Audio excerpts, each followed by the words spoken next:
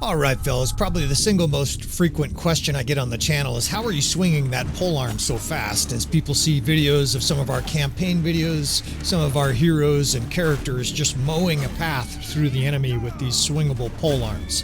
Well, we finally made a smithing episode for these polearms. We're going to show you the individual pieces necessary to make these devices of death, show you the ins and outs of how we use polearms on the channel, and try to help you dominate at Bannerlord. Alright friends, so we're going to do smithing here in the third episode of our weapons series. Today we're going to be smithing exclusively polearms. We're going to be focused on two-handed polearms. We will have a Volge hybrid polearm that I will show later in the episode, but most of these are fast swinging polearms, two-handed swinging polearms. Now it might seem like you're at risk because you don't have a shield, but once you learn to ride a horse, once you learn how to avoid enemy attacks, and once you have a very fast and deadly polearm, you will find yourself dominating the battlefield. So we're going to focus on speed, but reach is important too. Almost all of these polearms are going to have this bent razor head, right? This is a swingable polearm, and when you go through the various lists, it's pretty much the fastest for what reach you get, right? The good combination of reach and speed. Of course, reach is critical, but handling is too, right? And I'll talk a little bit about all these attributes during this episode.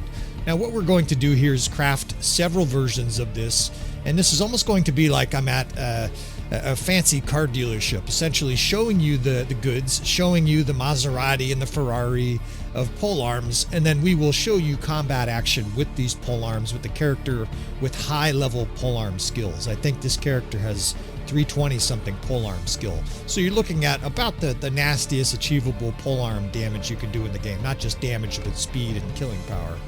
Now the first one we're going to focus on here is what I consider just an all-around good polearm. Right, and so these are the requisite pieces for it. I'm not going to name all these pieces, frankly. I didn't even write them down. And to be perfectly honest, a lot of this is to feel, right? And I'm going to test drive these 5 or 6 polearms. Some guys like a longer one, right? Like ask a lady.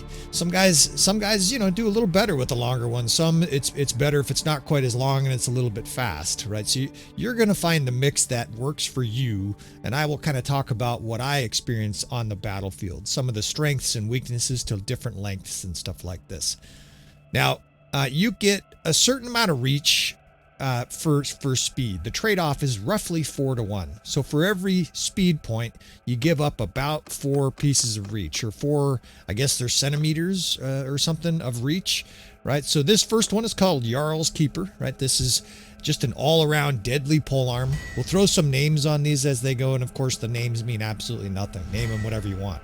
We do have a Dirk Diggler polearm coming down the slot here soon, pun intended. All right, so Yarles Keeper, this is an all-around polearm, and what I mean by that is it's very fast, 87 speed, 176 reach, right? So this thing has good reach too. You're going to be able to reach out and actually attack a horseman from behind.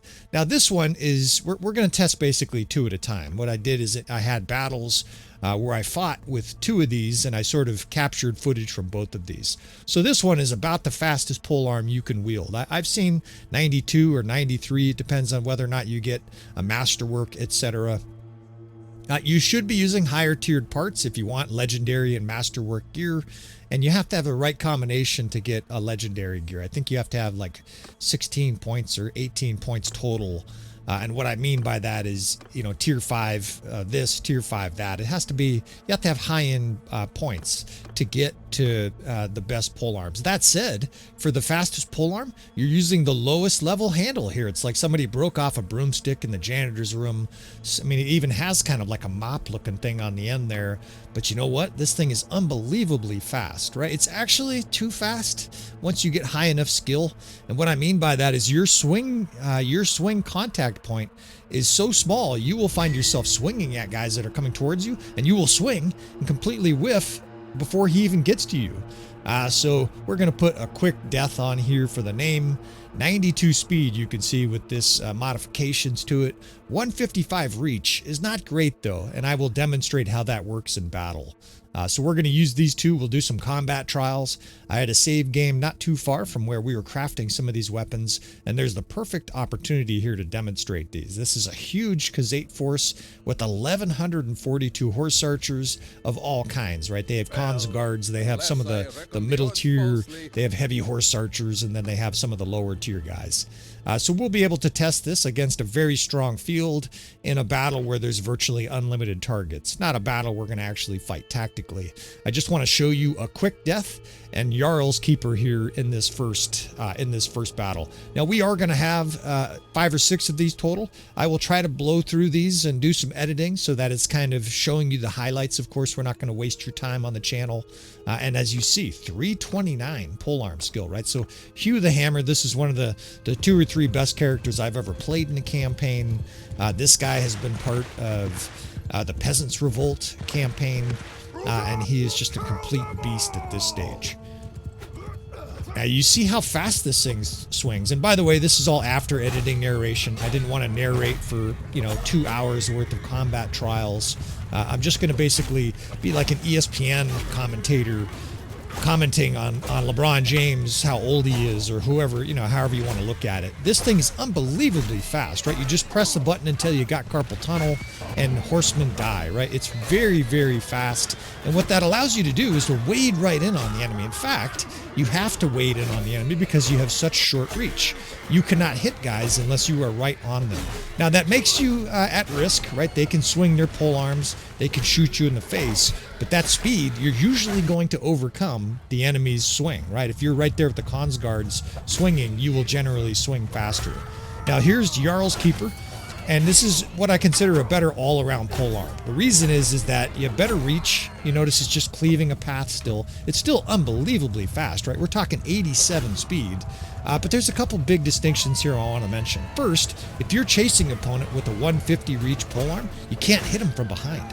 Especially if your horse is jammed up against the butt of the horse that you're chasing, you must get to the side. So this weapon allows you to kill them from all the way behind them, from behind their horse. There are times where lots of reach is valuable, and this is another one, right? In this little portion here, just cutting through troops, you don't have to aim very much. As long as there's a horde of troops there, you're going to hit somebody in the face or the head with that blade. It's doing extraordinary damage. It's not the highest damage, right? None of these polearms I focus on damage, but does it really matter when you're swinging every 1 second? Whether or not you do 120 or 106? Usually not. Usually you're going to be killing everything in sight. All right, let's move to the next one. This is called the Horseman's Bane. This is another great all-around swinging polearm. I'm just reading it right off there. High 70s speed, but almost 200 reach, right? So we're going to move up the spectrum here of reach. It's kind of like we're doing the porn star. We started with the smaller actors, and we're going to move our way to the monster, the King Kongs and the Gringo Mandingos of the polearm world here. So I want to mention that part there, that individual little flag. It's a really nice trade-off of speed and reach. In fact, if you tinker with the couple little settings there, it gets to the point where it's a 6-to-1 ratio of speed per reach. That's about as beneficial a piece as you can put on your polearm. Now, none of these pieces really affect anything other than speed, reach, and damage. I guess that's pretty much everything. But what I mean by that is that you're using these pieces to try to get mastercrafts, right? Here, this is me and the smith just cranking these over and over again until we got a masterwork. You want to have higher level pieces as a rule, because then you can get masterwork and legendary gear with, of course, these modifiers, +2, +5, +2, and you get this very fast polearm still, 79 swing speed with 196 reach, right? There are some axes that are like lower speed than that are like 120 reach. Next, we're also going to tour the long arm of the law here. Slow but deadly and long reach, 236, right?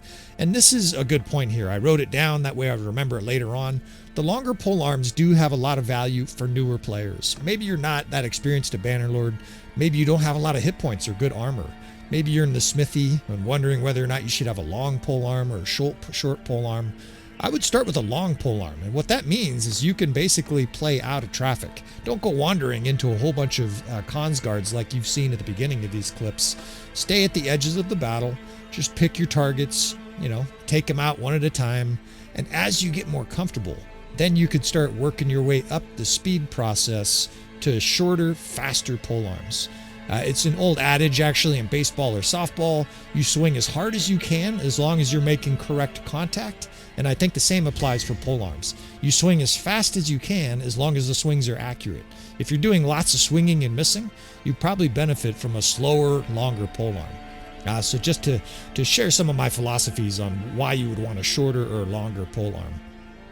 Over the course of testing these, I actually really fell in love with the next one, and I will introduce that. It's actually called Safety First. But this Horseman's Bane, we're gonna show a little combat with this thing. This thing was extraordinarily deadly too. Now all of these are pretty much deadly. I'm not showing you any shit weapons, right? The whole purpose of this video is to show you options to just mangle your opposition. Now they're beneficial against all troops, but Khazate is generally the best use for a polearm. You got all these cons guards and they're all trying to shoot your troops. While they're trying to shoot, the only thing you got to do is make sure that you're not downwind of that arrow. As long as you're not getting shot, you're just killing half of their regiment by yourself. Now cavalry is another good use for it too, but these fuckers tend to block more, so you're going to be swinging over and over again. That said, if you have a really fast swingable polearm, did you see that guy couldn't even swing? He tried to block instead of swinging. That is because he's outswung. The weapon speed of a lot of units is slower. Now here you get yourself in trouble. If you're that new player and you dig yourself in deep with the slower polearm, you're going to get killed. Here's another area though, a longer polearm excels, is against foot troops. Now again, that Lord got a hit in, and I call that an initiative hit, where you both sort of swing at the same time, or they parry and you swing. If they hit you first, right, that means their polearm is obviously faster. Now this one's considerably slower, but again, either for people who die a lot, I wrote that in there, you could play very defensive with this thing. That's why it's called Safety First, right? This is like the cautious person polearm, right? You run around at 260 reach, and I found a nice sweet spot there, 62 speed. You really don't want it to be too slow, especially if you don't have a lot of weapon skill. If you're at 60 weapon speed and you have like 120 polearm, it's going to be painful. That said, once you start going, once your polearm skill starts getting in the 200s, you know, that 60 speed will be acceptable for you, and you might find that range is tremendously valuable, right? That range and ability to stay away from the enemy and still get kills, right? You're killing enemies that are 10, 12, 15 feet away, right? 3, 4, 5 meters for you metric system people. And so again, we will do a little bit of combat with this Safety First, just cutting down foot troops. Very effective at cutting down foot troops because it does a lot of damage, and you don't really have to aim that well, right? You're just kind of, it's like a shotgun almost. Anything in the general vicinity will work. You don't have to get right in front of that Manavliaton to cut him down. And of course, Horseman with this is sort of easy. You just swing across the formation, and you're almost certainly going to hit something. Now, you're not going to win initiative battles with this, right? If you're up against a cons guard swinging a weapon at you, you need to get out of there. But just like a situation like this, you're just trimming the verge here, right? You're just going along, cutting the grass, and the Khazate is just wilting under the length and damage of that thing. A little more footage here of just cutting down foot troops. And this Horseman he's 10, 12 feet away from these guys, still chopping them down. It's a pretty magnificent weapon, if I do say so myself. I actually kind of fell in love with this. I ended up swinging this weapon for about 5 minutes in battle, and one of the reasons, I think, is you can do so safely. I didn't get killed. In some of the other examples, I was in there flailing away, and I got killed. Now, fighting on foot with this polearm is not worthless, but unless you have good weapon speed, right, it's not going to be very valuable. That said, it was fun completely beating this Manavliaton to death. He can't swing. He can't reach you. And then I showed off a little bit of hand-to-hand here. You can hit guys that are chasing you behind you and stuff like that. Not totally worthless on foot. All right, Dirk Diggler enters the room, and everybody knows he's got the biggest dick in town. This is more just for fun almost. This is a 330 length polearm, and I think the speed is in the 30s. I actually featured this a little bit in the siege weapons video. I mean, we just beheaded a guy that was 3 rows away from us in the battle. This thing is literally, I guess, like 12 to 18 feet long or something like that, but the speed is comically slow. And keep in mind, this is about as fast as you can swing it. Now that's it. It's not totally worthless, right? This legionary doesn't even know what's coming up on him, and away goes his head, right? It just rolls away on the grass. And of course, this weapon's the ultimate for safety. You don't have to get anywhere near your opponent to kill them. Now, fighting against horse archers with this, again, it's more fun than practical. But that said, anything close to you that's not swinging at you is dead, right? Because you're definitely going to hit something. Again, a little bit of the shotgun effect. You just swing this and you're going to cleave some body part. Did a little bit of this too. I actually found this was both fun and fairly useless. Cavalry charging you and you got a 15-foot polearm, just club the shit out of them, right? You just aim at the guys that are coming right at you and they just melted, and it was one-shotting everything. Of course, the damage is enormous. I was able to get a little rhythm going and just obliterating horsemen. Not practical again, but maybe under the right circumstances, the right player might benefit from that. All right, I had to include this, and I want to give props to Mr. Angry Goldfish. His channel's on YouTube, Angry Goldfish. He's done some really good Bannerlord playthroughs. He does a lot of min-maxing when it comes to characters and weapons, and this is a lance he came up with. Or more accurately, it's a multi-purpose killing device. This thing is really, it really does everything. And I want to show you all the different pieces so that you can make this thing. Again, I want to give him credit. This is literally stolen with permission straight from his video. That's why I'm giving the guy credit here. And this lance really can do it all. It's a one-handed, it's a two-handed, it's a couch lance. You can use it as a two-handed weapon on foot, and it's deadly. It knocks enemy riders off of their horse. On top of that, it's very fast. It does a lot of damage. It can be used with a shield, right? This is an added advantage. And this is not an area of Bannerlord that I have an enormous amount of experience at. I've seen other players with a lot of skill just running around butchering everything with a spear and a shield. I don't really have the timing or practice with this, but that said, I played with this for like 5 minutes, and it's kind of pretty intuitive, right? You're couch lancing guys when you see the opportunity. You're cutting down guys, and it swings so fast that you're just poking one guy after another. And in many cases, as long as your horse is moving pretty fast, it's lethal.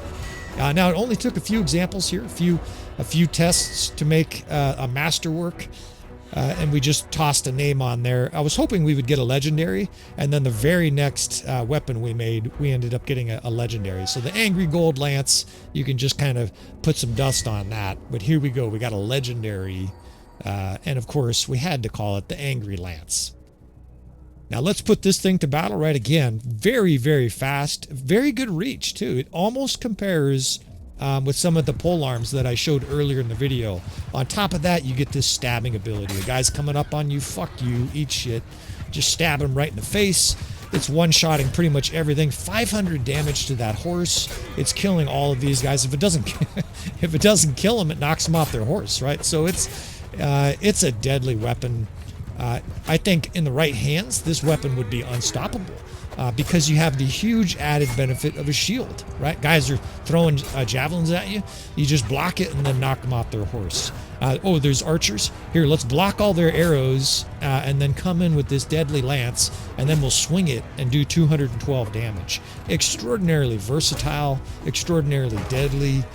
He says it's the best lance on Bannerlord, and with 12,000 hours of Bannerlord, which sounds stupid, but 12,000 hours of Bannerlord supposedly I have played, or more accurately, the app has been open, I will go ahead and say that this is one of absolutely the very best weapons I've ever seen in Bannerlord. Just trucking people to the ground, one-shotting nobles.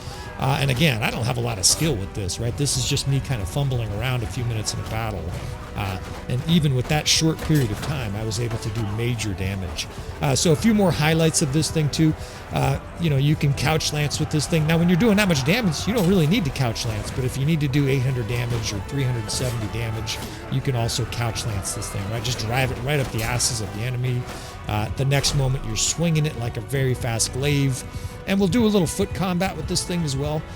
Now, I didn't do it right, but another thing he talks about is you can dump your shield with a quick button, right? So that you can instantly go from having a one-handed glaive, or a one-handed lance rather, on a horse, to it being a deadly foot true glaive. And this thing also has the crush through ability, right? So guys guard you and it just crushes right through.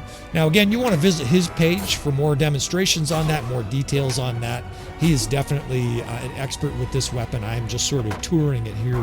Hopefully I did a decent job there, Mr. Angry Goldfish. All right, well, I appreciate you watching this this little guide on polearms. These are absolutely some of the most overpowered weapons in the game. Believe it or not, they're actually deadly in multiplayer as well. Obviously, I have a huge amount of experience swinging these polearms, but in my probably 6, 7, 8 hours of multiplayer, by far, especially with my poor latency, I averaged about 200 ping, which I guess is pretty bad. By far, the most destruction I did out there was with the swingable glaive. And I think a big part of that is that they have a big contact area, right? If you get kind of close to an enemy, that big old arcing blade just cuts everything down. And you know, there's all kinds of different glaives, right? It really does boil down to what you prefer. Here again, we were just fucking around a little bit more with this gigantically long glaive. I don't think it's worthless, right? This thing, it really is comical. I might have to experiment with a few battles and try like a 270 glaive and see if I get really honed in on it, where it just becomes this deadly precise laser where you just pick an opponent on the battlefield and lop their head off, right? If you get your accuracy and your distance down with something like this, and obviously your timing, I mean, you just mow down the battlefield, right? Occasional guy will block, and that's about it. All right, so if you want to see more from the channel or more guides you want to subscribe, please hit that like button on the way out. I appreciate you, fellas, and I will see you guys next time.